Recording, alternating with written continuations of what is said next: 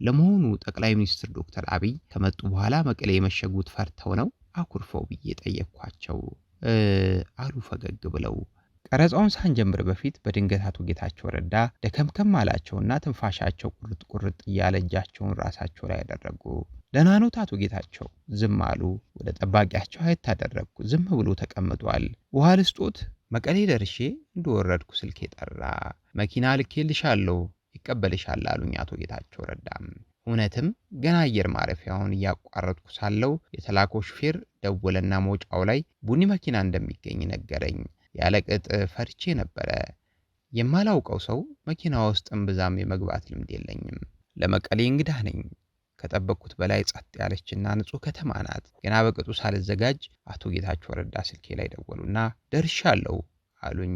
ወደ ክፍሌ ከገባው 15 ደቂቃ እንኳን ይሆነኝ አልመሰለኝምና የት አልኩኝ ደንግጬ። ሆቴል ደርሻለሁ። ሁሉም የሚተነፍስበት አንድ መድረክ ለማዘጋጀት የሚያስብ ሰው ከትግራይ እንግዳ ባይጋብዝ ሙሉ ፕሮግራም ሰራሁ ለማለት ወይም ሚዛን ለማስጠበቅ አይችልምና ከትግራይ አንድ ሰው ማቅረቤ ግድ ነበረም። ከህወሓት አንድ ሰው የማግኘት ፍላጎት ሲጨምርና አቅሜም ጥሩ እንደተገነባ ሳውቅ ዳንኤል ብርሃነ እንዲረዳኝ መልእክት ላኩለት። ኤልቲቪ እንደገባው መጀመሪያ አካባቢ ከጠራኋቸው አንዱ ዳንኤል ብርሃነ ነበረም። ከቀጠሮ 2 ሰዓት አርፍዶ መጣ። ለኔም ለእርሱም አዲስ ወደ ሆነው ስቱዲዮ አስገባሁትና ከጀርባችን ጥቁር መጋረጃ እንዲታይ መርጬ ወንበራችን ተቀመጠልን። ዶክተር አብይ ከወር የዘለለ ዕድሜ በ4 ኪሎ አልነበራቸውም ነበረም። ቃለ ምልልሱን ጀምሮ የሞቀ ወሬ ውስጥ ልንገባ ስንል መብራት ይጠፋል። ቁጭ እንላለን። ጄኔተር ተነስቶ ትንሽ እንደጀመርን መብራት ይመጣል። ጄኔተሩ ጠፍቶ ገና ወደ ፕሮግራማችን ተመልሰን ከቆምንበት ስንቀጥል መብራት ይጠፋል። ስቃይ በዛም። ፕሮግራሙን በዚህ ሁሉ ውስጥ ጨርሰን የተቀረውን ሳየው ምስሉ ሙሉ በሙሉ የተበላሸና ለተመልካች የማይመጥን መብራት ሲመጣና ሲጠፋ የተቀረጹት ሐሳቦች ተቦጫጭቀው ውል የሌለው ሆነው አገኘዋቸው። ይህንን ቃለ ምልልስ ማስተላለፍ ለኔ እንደ መጀመሪያ ፕሮግራም በጣም መጥፎ ነበረም። ለዳንኤል ደውዬ በመብራት መቆራረጥ በጣም ተበለሻሽቷል፣ ሐሳቡም ውል የሌለው ሆኗል፣ ሌላ ቀረጻ እናድርግ ስለው ተስማማ። ይህ በእንዲህ እንዳለ የሰኔ 16ቱ ፍንዳታ ተከሰተና ይህን ተከትሎ ዳንኤል አዲስ አበባን ለቆ ሄደ። እስካሁንም ድረስ ዶክተር አብይ ከቤቲ ጋር ያደረግኩትን ቃለ ምልልስ ከለከለ ብሎ ይናገራል። ጽፎም አይቻለው። ነገሩ እውነት አይደለም። ዳንኤል ራሱንም ከየት አምጥተህ ነው እንዲህ ያልከው? የምስልና የድምፅ ችግር እንዳለው ነግሬህ የለም ወይ? ስቱዲዮ ውስጥ ከ10 ጊዜ በላይ መብራት ሲጠፋ ሲበራ አላየህም ወይ ብለውም አይ ታግዶ ነው ይላል። ስልችት ስላለኝ ዝም ብያለሁ። እናም እርዳታውን የጠየቅኩት ዳንኤል ብርሃንም ጌታቸው ረዳ ይሻልሻል አለኝ። እሺ አሉ። ተነጋግሮ ይመስለኛል ስልካቸውን ሰጠኝና ደወልኩ። ተስማሙና የት እንደሆነ ጠይቀውኝ የአዲስ አበባ ቢሮ ነገርኳቸው። ስመጣ ደውላለሁ አሉኝ። ብዙ ጊዜ ሳይቆዩ ደወሉልኝና አዲስ አበባ መጥቼ ነበር ግን በጥድፊያ ተመለስኩ። አንቺ ለምን መቀሌ አትመጭም አሉኝ። መቀሌ ለመሄድ ተስማማሁና ቀጠሮ ያዝን። ምክንያቱም ጌታቸው ረዳ ለኔ አስፈላጊ ሰው ነበሩ። መቀሌ ለመሄድ መወሰኔን ነግሬ ጣቢያው ዝግጅት ጀመረልኝ። የካሜራ ባለሙያዎችን ጨምሮ ሁላችንም የአውሮፕላን ትኬት ተገዛ፣ ሆቴል ተያዘልን። ወዳጆቼ ግን መቀሌ መሄድን ተቃወሙ። እኔ አጥብቄ ቃለ ምልልሱን ፈልጌው ስለነበር በመሄድ አቋሚ ጸናው። መቀሌ አደገኛ ሀገር ሆናለች እኮ አትሄጂ ይለኛል አንድ ወዳጄ። እሄዳለሁ፣ አንቺ ትልቅ የቴሌቪዥን ፕሮግራም ያለሽ ሰው ነሽ፣ እንግዶችሽ ወደ ስቱዲዮ እንዲመጡ መጫን ትችያለሽ እያለ ይነዘንዘኝ ነበረ። ዝም ብዬ ዝግጅቴን አደረጉ።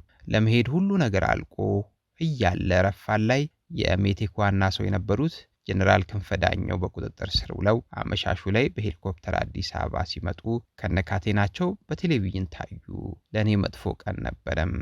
ከቴሌቪዥን ጣቢያው ተደወለልኝና በዚህ ጊዜ መቀሌ መሄድ አደገኛ ሊሆን ስለሚችል ሐሳቤን ብቀይር ጥሩ እንደሆነ ነገሩኝ። እሄዳለሁ አልኩኝ።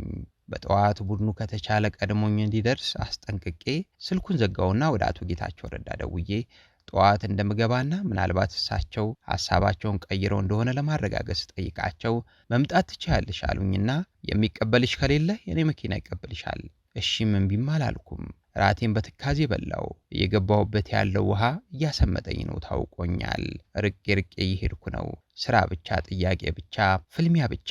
ብዕሬና ጥያቄን ብቻ ይዤ አስፈሪ ደጆችን እረግጣለሁ።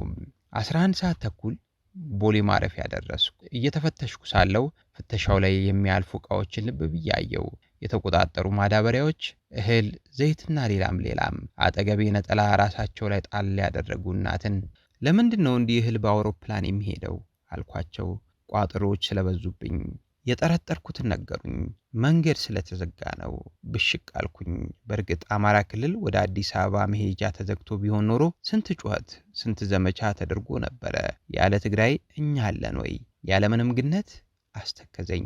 አውሮፕላን ውስጥ ገብቼም ይህንኑ ነበር የማስበው። የሀገር ውስጥ በረራ ሁልጊዜ ይገርመኛል። ገና አውሮፕላኑ አፍንጫውን ቀና አድርጎ ደመናው ሲሻጥ አስተናጋጆች ሻይና ብስኩት እንደሰጧችሁ ደስ የሚል ድምፅ ወደ መዳረሻችሁ መቃረባችሁን ይነግራችኋል። የምትደርሱት ሲኒዎች ሳይነሱ ሊሆን ይችላል። የበረራው አስተናጋጆች ሰፊ ከረጢት ዘርግተው የተጠቀማችሁበትን ወደ ከረጢቱ እንድትወረውሩ ባጠገባችሁ በጥድፊያ ያልፋሉ። እጅግ ይጣደፋሉ። መቀሌ ደርሼ እንደወረድኩ ስልኬ ጠራ። መኪና ልኬልሻለሁ ይቀበልሻል አሉኝ አቶ ጌታቸው ረዳም። እውነትም ገና አየር ማረፊያውን እያቋረጥኩ ሳለው የተላከው ሹፌር ደወለና መውጫው ላይ ቡኒ መኪና እንደሚገኝ ነገረኝ። ያለቅጥ ፈርቼ ነበረ። የማላውቀው ሰው መኪና ውስጥ እምብዛም የመግባት ልምድ የለኝም። ለመቀሌ እንግዳ ነኝ።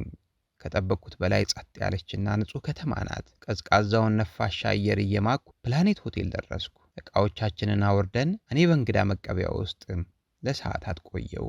ተቅበጠበጥኩ። ቶሎ ወደ ክፍሌ መሄድ፣ ውሃ መጠጣት፣ ጥያቄዎችን መከለስና ጥቂት ዘና ማለት የነበረብኝ ቢሆንም ክፍሎቻችን እስኪዘጋጁ እንድጠብቅ ነግረውኝ ከቀኑ 5 ሰዓት ሲሆን ነበር የገባ ነው። ግሩም የመኝታ ክፍል ነው። ገና በቅጡ ሳልዘጋጅ አቶ ጌታቸው ረዳ ስልኬ ላይ ደወሉና ደርሻለሁ አሉኝ። ወደ ክፍሌ ከገባው 15 ደቂቃ እንኳን የሆነኝ አልመሰለኝም እና የት አልኩኝ ደንግጬ። ሆቴል ደርሻለሁ። ሮጬ ስወጣ ከክፍሌ በር ላይ ያገኘኋቸው በጊዜያቸው እጅግ አስፈሪና አምባገነን መንግስት ከነበሩት ጌታቸው ረዳ ፊት ለፊት ቆምኩኝ። አጠገባቸው አንድ ጠባቂ ነበረም። ጌታቸው ረዳ ከጠበቅኳቸው ትንሽ አጠር ይላሉ። ካኪ ሱሪ አድርገዋል። የካሜራ ባለሙያዎች እየተጣደፉ ዕቃዎቻቸውን ካስተካከሉ በኋላ እኔና እሳቸው ፊት ለፊት ተቀምጠን ተፋጠናል። ትንሽ ፈንጠር ብሎ ደግሞ ጠባቂያቸው አለም። እኔ ጥሩ ስሜት እንደሌላቸው ገመትኩ። አስተያየታቸውም ይህንኑ የነገረኝ መሰለኝ። የምለው ባጣ ስራ እንዴት ነው? መኪና ስለላኩልኝ አመሰግናለሁ አልኳቸው። አይናቸውን ጠበብ አድርገው ኤልቲቪ እንዴት ነው? በማን ይመራል? የማን ነው አሉኝ። ጣቢያው የተመረቀ ዕለት ሸራተን እንደተገኙና ከጣቢያው ባለቤት ጋርም በጊዜው እንደሚተዋወቁ ስለማወቅ ፎቶአቸውን በማህበራዊ ሚዲያ በመታየቱ ያን ሰሞን በትግል ላይ የነበሩትን በውጭ ያሉ የኦሮሞ ብሔርተኞችም አስቆጥቶ እንደነበር ትዝ ቢለኝም የማን እንደሆነና ስለ ጣቢያው አብራራውላቸው። እሳቸው ግን አዲስ ነገር እንዳለ ሊጠይቁኝ ነበር የፈለጉት። አብይ ዘውብሯል ወይ? እንዴት ነው? አብይ ወሰደው አይደል ለማለት ነው የፈለጉት። እኔ ደግሞ የጣቢያው ባለቤት ማን እንደሆነ ደጋግሜ ስነግራቸው አንቺ ጅል ምንም አታውቂም ለካ በሚል ስሜት መሰለኝ። በእርግጥ የቴሌቪዥኑ ምርቃት ላይ ነበርኩ። አለቃሽን አውቀዋለሁ ብለው ነገሩኝ። በሆዴ ስቂ ዝም አልኩ። ቀረጻውን ሳንጀምር በፊት በድንገት አቶ ጌታቸው ረዳ ደከምከም አላቸውና ትንፋሻቸው ቁርጥ ቁርጥ እያለ እጃቸውን ራሳቸው ላይ ያደረጉ። ደህና ኖት አቶ ጌታቸው? ዝም አሉ። ወደ ጠባቂያቸው አየት አደረግኩ። ዝም ብሎ ተቀምጧል። ውሃ ልስጦት? ዝም ሲሉኝ በድንጋጤ ቆምኩ። አቶ ጌታቸው ውሃ ልስጦት? ትንሽ አመመኝ አሉኝ። ወዲያው ለጠባቂው የሆነ ነገር በትግርኛ ነግረውት በሩን ከፍቶ ሲወጣ እኔ ባሰ ደነገጥኩ። በፍጥነት ተመልሶ መጣና በትንሽ ቡኒ ወረቀት የታሸገውን የሆቴሉን ስኳር ሰጥቷቸው በጥቂቱ ቃሙ። ምግብ አልበሉም እንዴ? ስብሰባ ነበረኝ አልበላውም። ስጨርስ ወደ አንቺ መጣው። ተጨነቅኩ። አሳዘኑኝ። ሆዴ መጨከን አቃተው። ኩራ አድርጌ ያየኋቸው ወረቀቱን እየቀደዱ ቡናማውን ስኳር ይቅማሉ። የሚወርቁ ነበር የመሰለኝ። የዚያን ቀን የኢትዮጵያን ፖለቲካ አረገምኩትም። ከአዛውንቱ የህወሓት ባለስልጣናት ጋር ሲነጻጸሩ ወጣት ናቸው። ምስጋና ባይኖረውም ስለ ሀገር ይጨነቃሉ፣ ያስባሉ፣ ያነባሉ፣ ይመራመራሉ፣ ይናደዳሉ። የሚያመሰግንና የሚረካ ግን የለም። እኔም ብሆን እሳቸው ፊት ያለሁት ለአድናቆት ወይም ለማመስገን አይደለም፣ ህዝቡ የሚላቸው ልነግራቸው እንጂ። ቃለ ምልልሱ ሲጀምር እኔ ሙሉ ለሙሉ በሚባል ደረጃ አቅም አጥቼ ነበረ። ፊት ለፊቴ በህመም የተዝለፈለፈን ሰው ምን ብዬ ነው የምጠይቀው? ለመሆኑ ጠቅላይ ሚኒስትር ዶክተር አብይ ከመጡ በኋላ መቀሌ የመሸጉት ፈርተው ነው አኩርፈው ብዬ ጠየቅኳቸው። አሉ ፈገግ ብለው። ስራ ላይ ነኝ፣ ከለውጡ በፊት ነበረ ክልል የተመደብኩት። ታዲያ ለምንድን ነው ሆቴል ውስጥ የሚኖሩት? ወጪውንስ ማን ይሸፍናል? የሚለውን የተዘጋጀውበትን ጥያቄ ማስከተል አቃተኝ። ሰውየው ጭራሽ ሊታመሙ የሚችሉበት ጥያቄ መጠየቅ አልፈለግኩምና ተውኩት። ከመልሳቸው ተነስቼ ልገዳደርባቸው የምችላቸውን ብዙ ጥያቄዎች በዝምታ አለፍኳቸው። በመቀሌ ያለው የተወሰኑ ቦታዎች ተዘዋወርኩ። ጥቂት ሰዎች ወዲያውኑ አውቀውኝ ነበረ። በባለ 3 እግሩ ሞተር ስጓጓዝ ወጣቶችን ለማናገር ሞክሬያለሁ። በመቀሌ ጥቂት ትካዜ ያለ ይመስላል። ምናልባት ጀነራል ክንፈ በዚያ ሁኔታ ታስረው በቴሌቪዥን መታየቱና አክቲቪስቶቹም በሽሽቅ ላይ በመሆናቸው ትግራይን ለማዋረድ እንደተደረገ ደባ ቆጥሮትም ስለነበር ይመስለኛል። ያገኘኋቸውን ወጣቶች የሞኝ ጥያቄ ነበር የጠየቅኳቸው። ጦርነት ቢነሳስ? እኛ ለሁሉም ነገር ተዘጋጅተናል። መቀሌን ለቅቄ ስመጣ እጅግ ትካዜ ውስጥ ገባው። ይሄ ህዝብ እንደተገለለ ሳይሰማው አይቀርም። በዚያ ያለው ሁኔታ እንዲሁ ከቀጠለ አገር ቢፈርስስ ብዬ ፈራው። የመቀሌ ሁኔታ፣ ትግራዮች በማንነታቸው ያለባቸው ስጋት፣ የትግራይ በዚህ ሁኔታ መሰንበት አገር ቢያፈርስስ ብዬ አሳሰበኝና እጅግ ቢጨንቀኝ ቃለ ምልልሱ ከመቅረቡ በፊት ለኦሮሞ ተጽዕኖ ፈጣሪ ሰዎች ደወልኩ። የማውቀውም እነርሱን ስለሆነ ይሆናል። ለጀዋር ደወልኩ። መቀሌ ነበርኩና የህዝቡ ሁኔታ አሳስቦኛል። ህዝቦች ብቻቸውን እንዴት እንዲህ ሊሰማቸው ይችላል ብዬ ፈርቻለሁ። የኔ ተጽዕኖ ከእናንተ ጋር ሲነጻጸር ትንሽ ነው። ፖለቲከኞቹን ተዋቸውና ህዝቡን አቀራርቡት። አሁን የኦነግ ሰራዊት ጉዳይ ለማየት ከወታደሮች ጋር ነን። ስመጣ ደውልልሻለሁ። አጫሉ ጋር ደወልኩ። መቀሌ ነበርኩ። ፖለቲከኞቹን ተዋቸው፣ እስቲ ህዝቡን ለማቀራረብ መቀሌ ኮንሰርት አዘጋጅ እባክህ ብዬ ተማጸንኩት። ሙዚቃ ብዙ ነገር ይሰራል። አንተም ከህዝቡ ሳይሆን ከስርዓቱ ጋር ነው ጸብ ያለህ። እኔም ከጎንህ ቆማለሁ። ኮንሰርት አዘጋጅ እባክህ ለመንኩት። ለበቀለ ገርባ ደወልኩ። የትግራይ ጉዳይ አሳሳቢ ነው። ከፌዴራል መንግስቱም ከኦሮሞም ህዝብ ጋር የሚያቀራርብ ስራ ካልተሰራ ነገሩ ድብልቅልቁ እንዳይወጣ እዚያ ያየሁት ነገር በጣም ከባድ ነው አልኩት። የኔ ንግግር በበጎ ሳይታይ ቀረ። አንድ የፖለቲካ ንድፍ ያዝኩ አስመሰለብኝ። በጥርጣሬ ታየ። ህዝቦች ብልም እንደ አንድ ሴራ ሳይቆጠርብኝ አልቀርም። ለጀነራል ሰዓረ ቀብር ሄጄ ህዝቡ ሲያወርድብኝ የነበረውን ስድብና የድንጋይ ናዳ መከላከያ ባይቆጣጠረው ኖሮ መተው እንደ ዶሮ ሊገነጣጥሉኝ እንደነበረ ነገሩ ካለፉ በኋላ የሰማው በቀለ ገርባ ሆዱን ይዞ ስቆብኛል። የትግራይ ሁኔታ አሁን ተባብሶ አስፈሪ ሆኖ ቁጭ ብሏል። ይህንን ከመጻፌ ከ2 ዓመት በፊት እንደወተወትኩት ገና ነገሩ እንደዚህ ሳይደርስ ሊሰራበት ሊታሰብበት ይችል ነበረ። በሰሜን ያለው ሁኔታ ማብቂያውን ለማየት እድሜ ይስጠንም።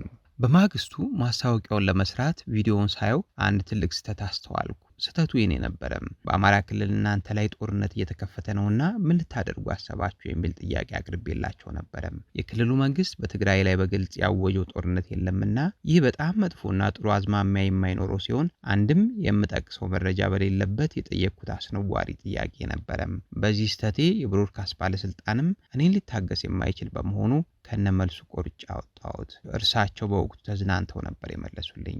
ድልድዩ ጋር ስንደርስ እንዴት እንደምንሻገር እናስባለን ብለው እንደነበር ግን አልደብቃችሁም። የሚገርመው ፕሮግራሙ ከታየ በኋላ አቶ ጌታቸው ደውለው ለምን እንደቆረጥኩት ጠይቀውኛል። ኃላፊነት የማይሰማው ሰው የሚጠይቀው ጥያቄ እንደሆነ ተሰማኝና ቆረጥኩት።